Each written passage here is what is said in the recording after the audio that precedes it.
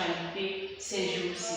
Et nous avons jugé qu'il est très important pour nous de dire à la communauté ce qui se passe réellement, quel est le centre du problème, le nœud du problème en Tunisie. Mais avant d'y arriver, je vous prie de vous abonner à notre chaîne et d'activer la cloche de notification pour ne rater aucune de nos vidéos, parce que sur cette chaîne, nous allons vous parler de tout ce qui a trait à la Tunisie, de tout ce qui a trait aux migrants dans toute la Méditerranée et dans tout le monde entier.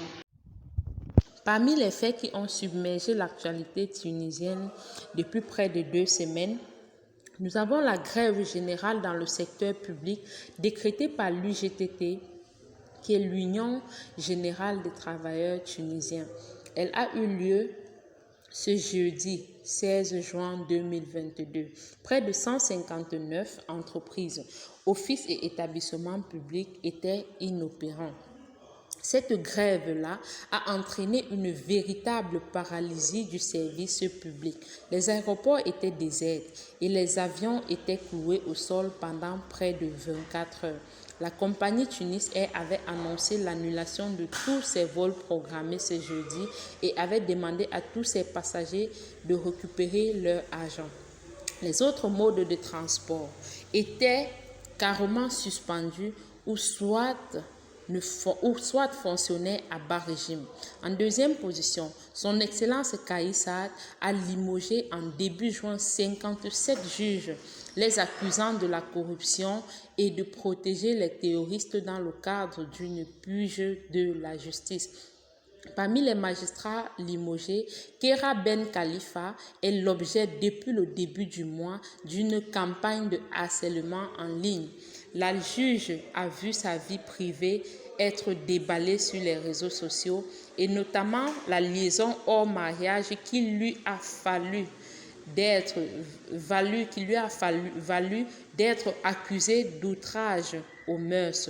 Face à cela, les magistrats, les féministes, les associations qui luttent pour la cause de la femme ont engagé des marches de contestation pour que non seulement le président revienne sur sa décision et que la sexualité de la femme ne soit plus un instrument de menace sur le plan politique et professionnel en Tunisie.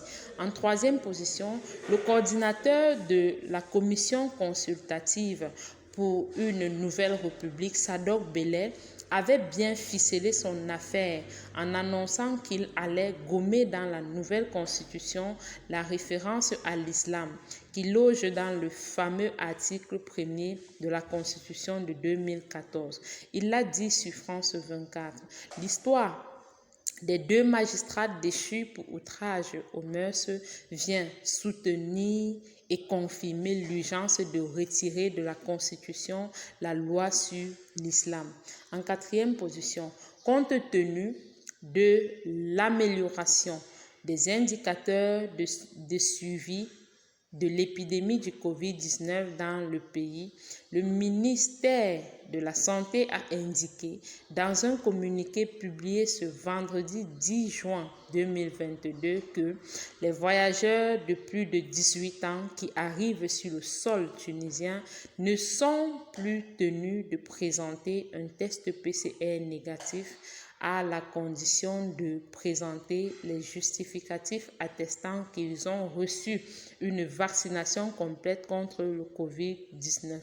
Par contre, les voyageurs non vaccinés doivent présenter obligatoirement un test PCR fait 48 heures ou 24 heures avant le voyage.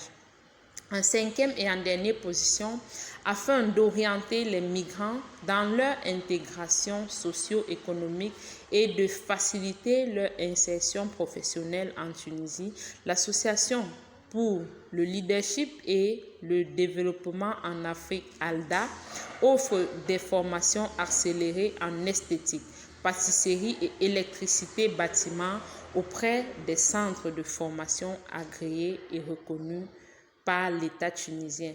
Donc, veuillez vous rendre auprès de l'ALDA si vous voulez bénéficier de ces formations-là. Rappelez la Tunisie ces derniers temps. Beaucoup comprennent à présent pourquoi les rues étaient désertes depuis près près de 2 semaines à cause des grèves impulsées par l'UGTT, les associations et les féministes.